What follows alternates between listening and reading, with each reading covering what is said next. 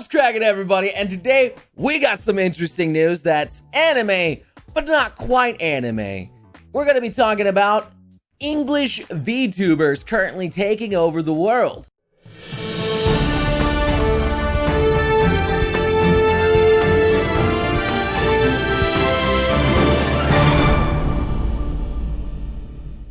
So first and foremost, I certainly have to talk about Pokimane becoming a freaking VTuber. All of a sudden, bam, there it is. Trending on Twitter yesterday, lots of people talking about this reveal here. Some positive, some neutral, and, well, some negative. But before I get my little spin on this take, I'll at least show you what it looks like. So, bam, there you go. There is Pokimane as a VTuber, just doing a quick little thing there, you know, just there you go. If you're looking at the model of it, it seems a lot of attention was definitely put into the hip area and the ass area. I mean, all right. Now, as you know, I'm friends with a lot of VTubers, and a lot of them commented saying positive things, welcome to the community, things like that. But below it were a lot of people that were generally upset as well. Things like, pack up, boys. VTubers have been ruined now. Women can't live without ruining everything in my life. There was another version that was a little more popular than the last one, but it's a little more graphic and not what I want to show on YouTube. You better collaborate with other VTubers at least to give them a boost, because the fact that you crap on Gundam for this exact thing makes you look like you're cashing in on a trend. Bro, like seriously, man, I'm so tired of people just jumping on the bandwagon because it's popular. Y'all just trying to come into this fandom by making a freaking face rig and shitting on the culture, not even showcasing actual people who are part of this, just looking to grow. Why? A big point of VTubers is the anonymity that allows the talents to express themselves without worrying about their personal life being affected. You shouldn't become one just because it's new. This is bigger than just you. Distance here from the culture that we respect. Now, obviously, there's also people here that defend Poki, saying like these people are just gatekeeping and being stupid. If you want my objective opinion on all this, which, you know, I hope you do because you're watching me, thank you. Honestly, I don't care.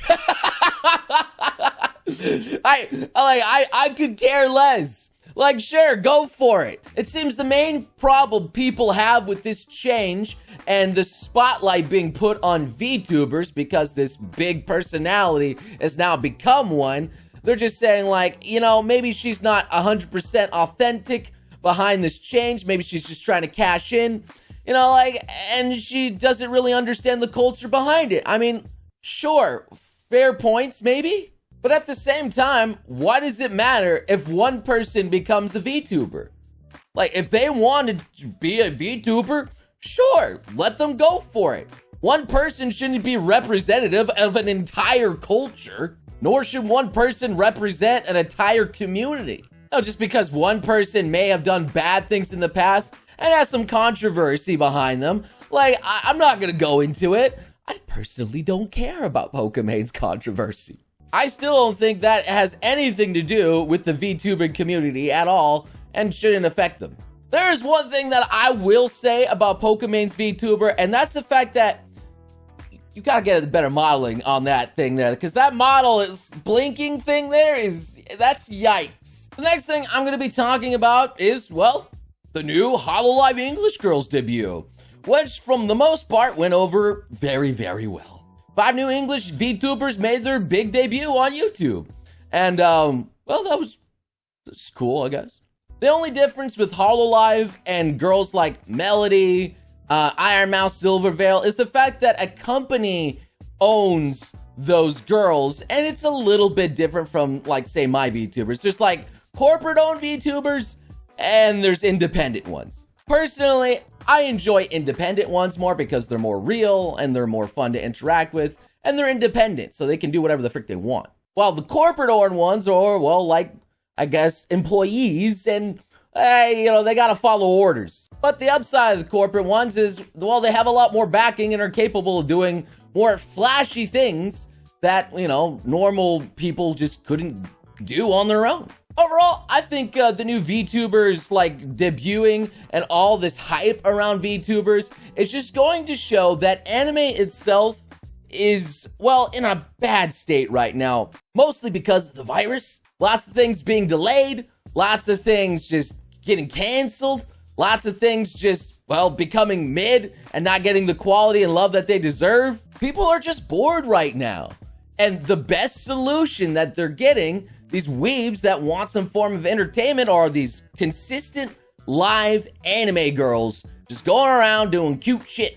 And, well, that's why the hype is all there. Honestly, I wouldn't be surprised if the industry starts going towards, well, like these live streaming idol girls that everyone worships because they pull in absolute massive tons of money. With Hololive taking the top of the charts in donations and super chats. That is how powerful that industry is right now. But you could say the one reason why I'm not so attached to these corporate-owned, like, Hololive girls is because of, well, the corporations.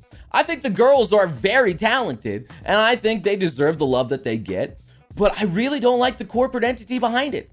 As some of you may know, Kizuna, like one of the very first famous corporate-owned VTubers popping up there, well, she's been, well, replaced. She's not the original Kizuna anymore. There's multiple Kizunas played by multiple girls now, and they just don't talk about it. It's just like, bam, you know what? We replaced her, and, you know, everything's the same. Well, it's not quite the same. It's like, hey, you know, maybe I replace PewDiePie, and I just go like, hey, how's it going, bro? My name's PewDiePie. Like, I think people would notice something a little off. A lot of people suspect the corporate's motivation was, well, they didn't want to be too attached to this one girl owning the entire property, because without her, they might just crash entirely. So they took action to replace her and make sure that they could replace her at any time, which, you know, I understand. It's a corporate. They want full control of their property. But at the same time, well, it kind of sucks. It just sucks knowing that these people can disappear at any time and you just couldn't do anything about it. It's like watching your favorite anime get axed or canceled, you know?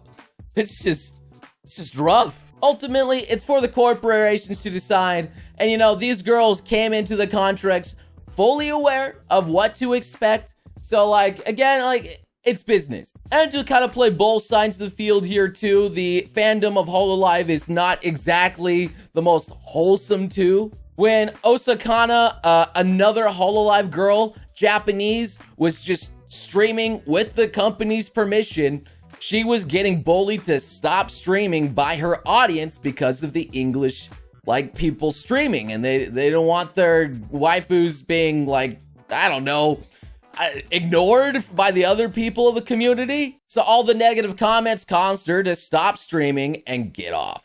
And honestly, I can kind of get behind that. Like, I get pissed off when people tell me, hey, Noble, it's been real, but this other person is streaming, so see you later, dude. Like, do you not know how rude that is?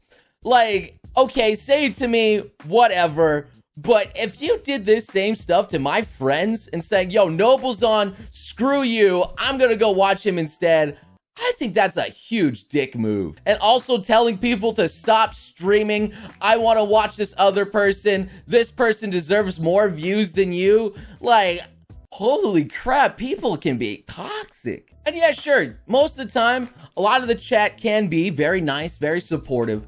But it's like these small little nicks at you constantly can get in your head and basically drain you of all your energy so rapidly, especially if they're posted over and over by lots of different people. Like, they will get to you and weigh you down. Just a reminder that, you know, while they may be actresses playing these anime characters that have a script and are supposed to keep these in character the entire time, like, they're still people. There's still real people behind them. So all in all, my comment on this whole, like, VTuber debate is, well, just treat them with respect. Like, no matter who it is, whether it's Pokimane, some Hololive VTuber, or maybe one of my friends, like, I don't know, Melody, just treat them with respect. They're still people if they are in anime form. And just because one person may do something else doesn't mean, like, the entire community should go up in smoke because of what one person did. But I guess it also goes to show the community is growing so rapidly now that, like, everyone's scared of it becoming mainstream. And they want to keep it as low-key as possible. I don't know, man. I don't know. I think it's too late at this point. I'm pretty sure VTubers are mainstream, considering the power that they hold and how much absolute money they make. I think it's a viable future for anime, and a lot of companies are starting to see that light at the end of the tunnel. But anyway, what are your thoughts and opinions about all this VTuber stuff going on? Do you still prefer, well, just your homeboy right here? Do you want me to become VTuber Noble? I don't know. I mean, I tried with Lily before, and it didn't really go that well. But, you know, it is what it is. All in all, I'm just interested to see the growth of VTubers and where this goes. Like, I hope that maybe there's going to be something big coming up, something cool in anime. We'll see. For now, thank you so much for watching. Leave your likes, comments, and thoughts below. And I'll see you beautiful sons of guns again next time. You crazy mother.